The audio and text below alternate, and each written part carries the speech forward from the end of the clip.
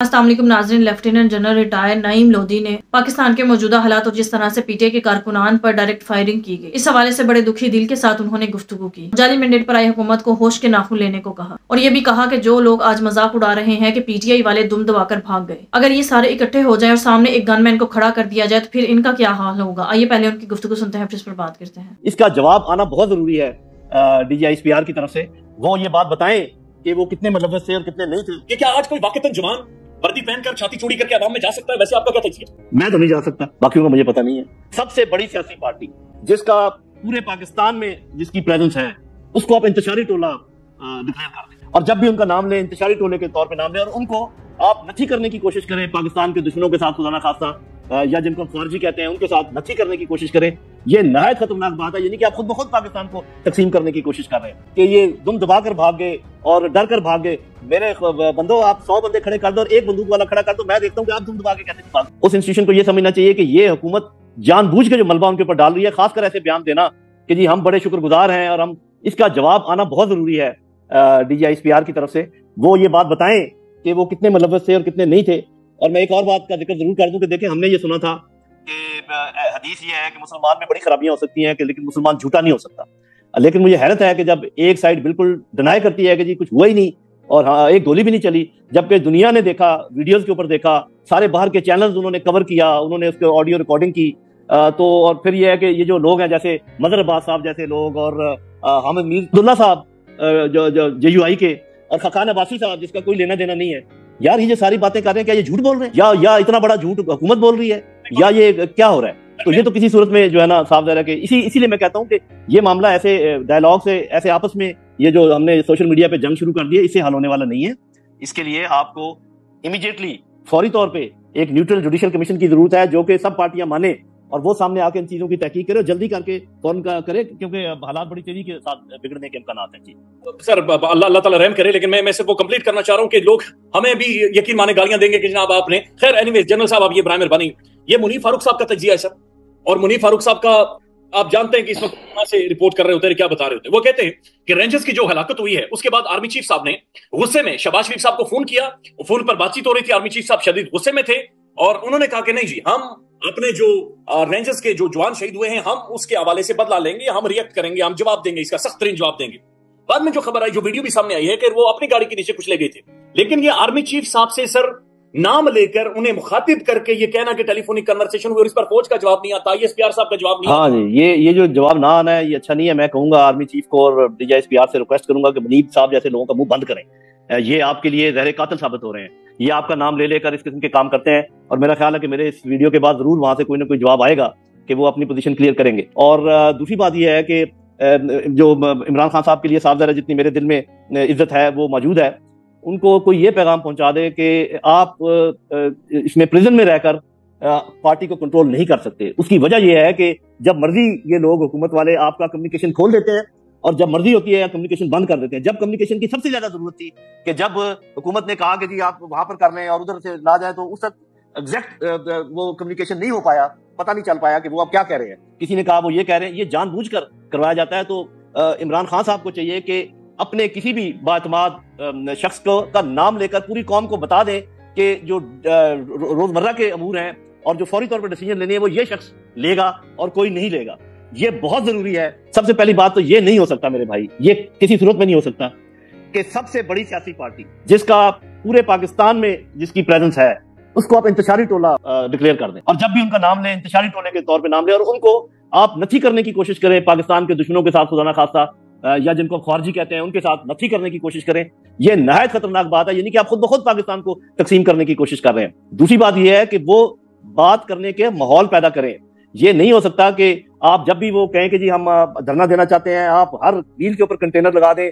आप शुरू से ही अब कहते हैं जी लोगों ने, जो लोग आए वो तो देख ही लिए, लेकिन हम जानते हैं कि कितने लोगों को पकड़ा गया और पहले ही बंद कर दिया गया, कितने एमपीएस वगैरह जो पहले से बंद कर दिए गए, उनके साथ क्या सलूक किया गया। इस जुल्म सितम के साथ, इस सुस्ताई रवैये के साथ आप पाकिस्तान को नहीं बचा पाएंगे।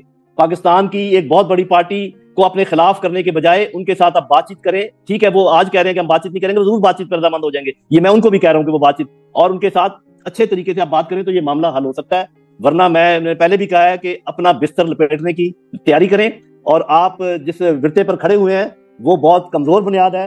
اصل بنیاد سیاسی پارٹیوں کی عوام ہوتے ہیں اور دنیا جانتی ہے کہ عوام کس کے ساتھ ہے. تو یہ مطیع اللہ جان جیسے مذاکرہ خیز کام کرنا اور یہ کہنا کہ جی کچھ ہوا ہی نہیں اور بلکہ مذاق اڑانا کہ یہ دم دبا کر بھاگ گئے اور ڈر کر بھاگ گئے. میرے بندوں آپ 100 بندے کھڑے کر دو اور ایک بندوق والا کھڑا کر دو, میں دیکھتا ہوں کہ آپ دم دبا کے کیسے بھاگتے. یہ کوئی بات ہے کہ ایک آپ اتنا ظلم کریں اور پھر آپ جانے والوں کو یہ کہیں کہ وہ ڈر کے بھاگ گئے اور بزدلی دکھائی اور یہ دکھائی.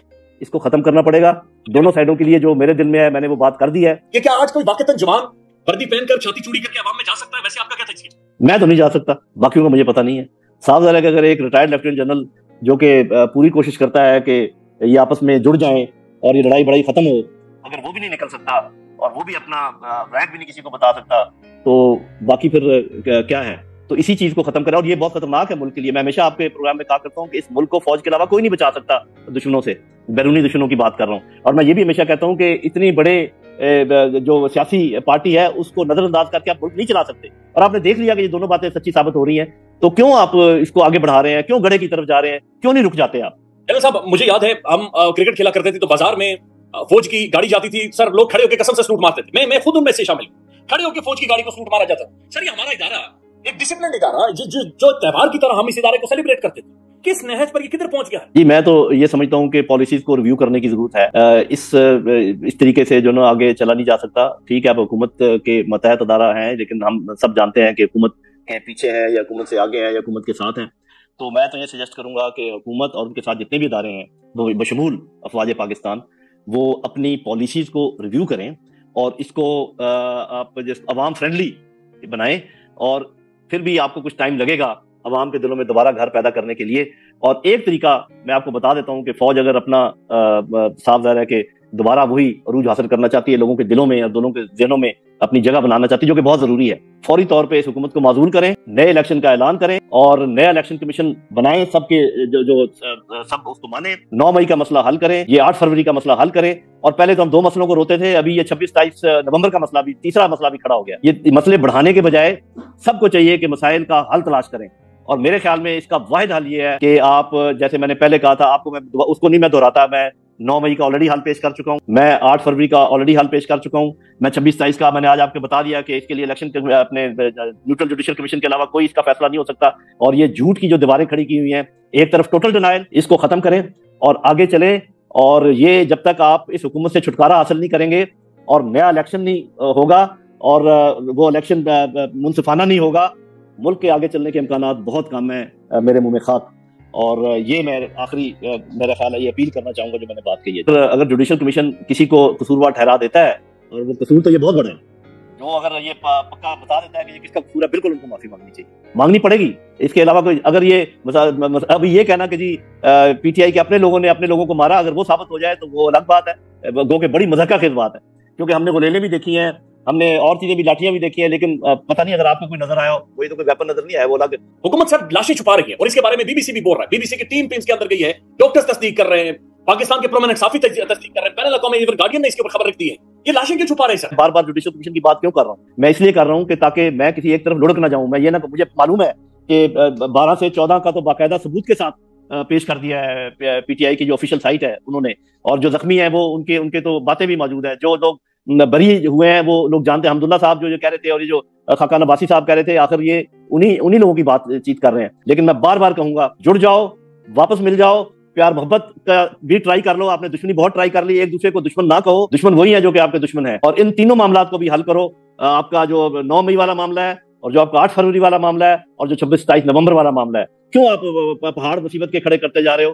کیوں آپ مجبور کر رہے ہو لوگوں کو کہ وہ کوئی ایسی باتیں کریں جس قسم کی باتیں چل رہی ہیں؟ یہ آگ بجھانے کا وقت ہے, آگ لگانے کا ٹائم. ناظرین, نعیم لودھی کے مطابق اس وقت پورے پاکستان میں سب سے زیادہ مقبولیت رکھنے والی جماعت پی ٹی آئی ہے. یہ واحد جماعت ہے جو اس وقت پورے پاکستان کی جماعت ہے, اس کی پاپولیرٹی سب سے زیادہ ہے. اور پھر اس جماعت کے بارے میں کہا جائے کہ یہ ایک انتشاری ٹولہ ہے اور یہ دہشت گرد جماعت ہے. یہ انتہائی خطرناک بات ہے. اور جو پی ٹی آئی کے بارے میں پروپیگنڈا کیا جاتا ہے, یہ جماعت یعنی پی ٹی آئی ملک کو تقسیم کرنا چاہتی ہے. پی ٹی آئی اس ملک کو تقسیم نہیں کرنا چاہتی, بلکہ جعلی مینڈیٹ پر آئی حکومت اور ان کے سہولتکار جو اس طرح کا پروپیگنڈا کر کے اور اس طرح کے بیانات دے کر عوام کو اشتعال دلاتے ہیں اور عوام میں مزید نفرت پیدا کرتے ہیں. در حقیقت یہی لوگ تو پاکستان کے لیے سب سے بڑا خطرہ ثابت ہو رہے ہیں. یہ جعلی مینڈیٹ پر آئی حکومت پاکستان کے لیے سب سے بڑا نقصان اور خطرناک ثابت ہوئی ہے. پاکستان آج تک اتنی تنزلی میں کبھی نہیں کیا جس کنڈیشن میں پاکستان آج ہے. नाज़रीन, जाली मैंडेट पर आई हुकूमत एक दलदल की तरह है। ये इसमें जो भी आता है ये इसे अपने अंदर समा लेती है। ये पाकिस्तान को भी हर हाल में निगल लेना चाहती है, पाकिस्तान के पैसे को, पाकिस्तान की अवाम को और पाकिस्तान के अमन अमान को इस जाली मैंडेट पर आई हुकूमत ने निकलना शुरू कर दिया है। आम अवाम का जाली मैंडेट पर आई हुकूमत ने जीना मुहाल कर रखा है। जिस तरह से आम शहरियों पर, निहत्थे शहरियों पर